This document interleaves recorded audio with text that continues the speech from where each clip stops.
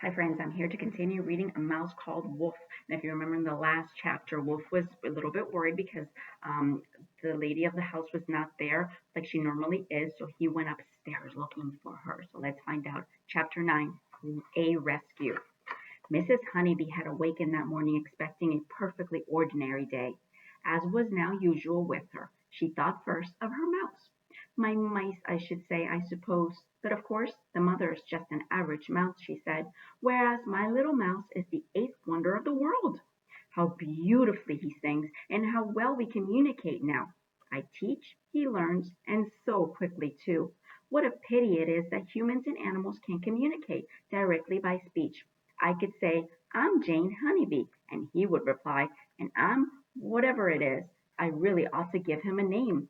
And I'd say, what kind of song would you like me to teach you today? And he would say, oh, something cheery because it's a lovely day. And then I might play, oh, what a beautiful morning from the musical Oklahoma.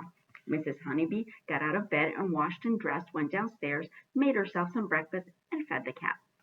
Later that morning, after she had puttered around the garden for a while and was thinking about going to the living room to put out a chocolate for the morning playing, she suddenly remembered that she'd forgotten to make her bed. She went upstairs and stood at the open bedroom window for a moment, looking down the sunlit street and whistling, oh, what a beautiful morning. But then suddenly it wasn't. As Mrs. Honeybee turned away from the window, momentarily blinded by the glare of the sunlight, she tripped over a small footstool and fell. Because she was old and stiff, she fell awkwardly, and as she hit the ground, she heard a horrible cracking sound and felt a white hot pain in one ankle. For a while she lay in a state of shock, but then she began to try to get to her feet, or rather to one foot. The other, she realized, could not possibly have any weight on it, but she was quite shaky, and her efforts were in vain. "Oh, dear Jane Honeybee," she gasped as she lay on her bedroom floor. "What in the world's to become of you?" And half fainting, because the pain was so sharp, she gave a groan. Wolf, running into the bedroom at the sound, was mystified. Why was the lady laying on the floor with her eyes closed? And that groan had been a most unhappy noise. I must try to brighten her up, he thought, and in the most cheerful voice he could manage, he began to sing his version of the words to "Come on, everyone, sing and dance and run, making friends and having a lot of fun." Mrs. Honeybee opened her eyes. "Oh, Mouse," she said, "you certainly are a good pal. You must have been wondering where I'd gone. You haven't had your morning chocolate, and I was going to teach you a new song, too. Oh, dear, oh, dear. And if only you could understand me, I'd ask you to go downstairs and pick up the phone and dial 911. And when they ask what is wrong, you could answer, Mrs. Honeybee needs an ambulance. I need help, Mouse. I need help." Wolf, of course, could not understand a word of this, but some instinct told him that the lady was in trouble. "I can't do anything," he thought. "She needs a human being to come to her aid. And where are there other humans? Out on the street." He ran across the room and climbed up the curtains and onto the window sill. Mrs. Honeybee's house was on a quiet tree-lined street where many people were not usually about. But at that very moment a man appeared, walking at a leisurely pace along the sidewalk toward the house. He was a tallish man, Wolf saw as he peered down, and he was dressed in a dark blue uniform and wearing a cap. His boots were big and black. There he is. No good squeaking at him, Wolf thought. I must sing as loud as I can to attract his attention.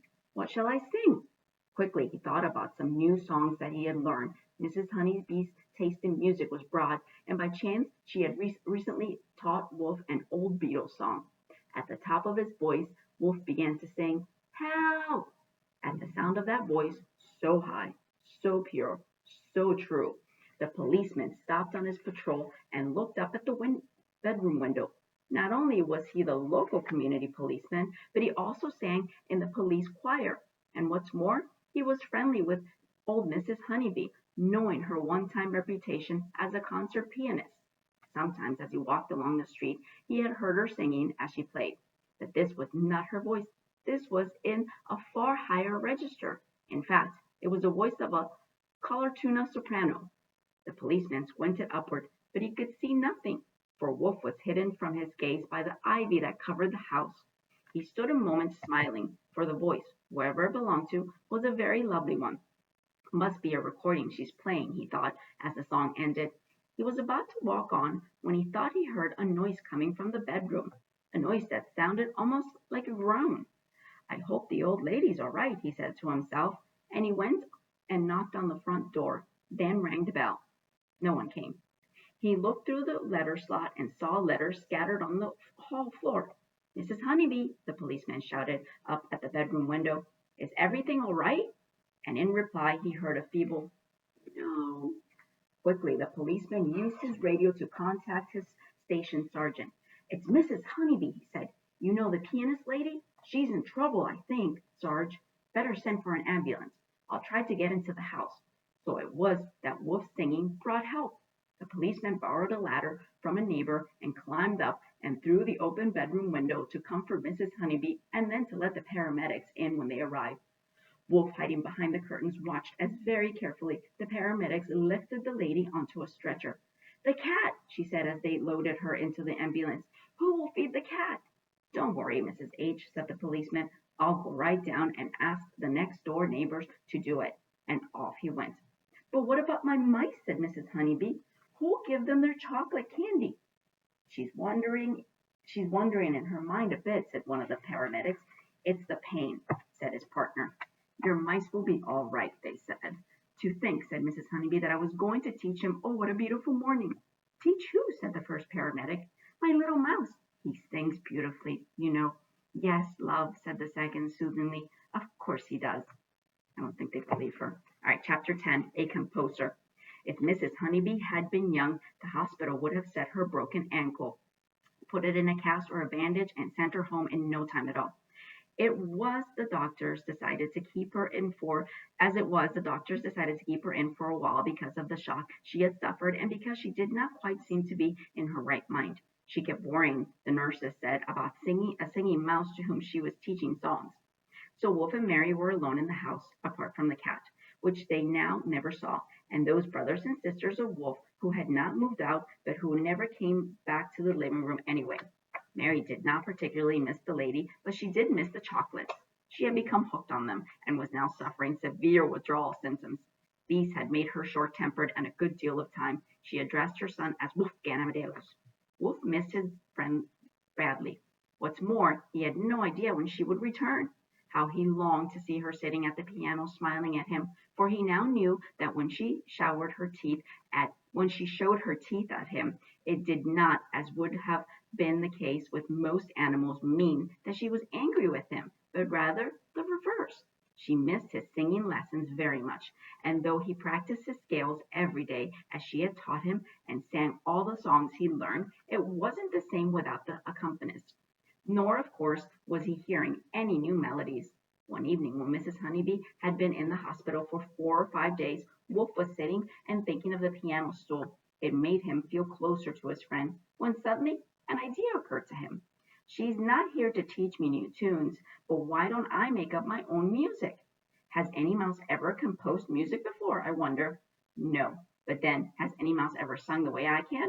Why shouldn't I be a composer as well as a singer? Think of how surprised she'll be when I sing my own music to her, my very own. And I don't mean Dumpty Dumpty Dumpty stuff, but really difficult music like she sometimes plays where I can really use my voice to the best advantage. What's more, if I sing this piece of music, whatever it turns out to be, often enough to her, she can learn to play it, and then she can accompany me. What a pity it is that animals and humans can't communicate directly by speech. She could say, whoever it is, I really ought to give her a name, and I'd say I'm the composer Wolfgang Amadeus Mouse. Composition, Wolf found, was not at all easy. He spent many hours sitting on the piano top, warbling away without producing anything that satisfied him. He didn't bother with words, the melodies were what interested him. Then, one day, he hit upon a theme that he immediately knew would be the backbone to his piece. He was sitting not on the piano but upstairs on the sill of the now closed window in the ladies' room. He looked out, and there, high up in the sky, were swallows hawking for insects, and in the warm evening air. A swooping, twisting, darting melody came into his head, ready-made. As he sang the first few bars of it, Wolf felt suddenly inspired, and the music poured out of his mouth as his voice swooped and twisted and darted like the birds. Somehow he seemed to know instinctively where this musical work of his would start, and the way it would continue, and how it would end. And when it did end, he sang it again and again until he had every note firmly fixed in his head. And there he is on the piano. Then he ran downstairs to find his mother. "Mommy," he cried, "what do you think? I am a composer." "Composer," said Mary Mouse crustily, for she was missing those chocolate candies. "What on earth does that mean, Wolfgang Amadeus?" "I have made up some music of my very own," said Wolf. "Shall I sing it to you?" "If you must," said Mary. Truth to tell, she had a very poor musical ear, and though she was proud of her son's talents, she derived little pleasure from most of the songs he sang. But now, as she listened, she found herself at first interested, and then moved, and finally captivated by the beauty of the music that he was singing, by its lightness, its airiness, its sheer joyfulness. "Oh, Wolf dear," she said when he had finished, "that was really lovely. Does it have a name?" "Yes," said Wolf, "that is my Swallow Sonata." And that is the end of chapter 10. Next time we'll read chapter 11, and it will be our last chapter.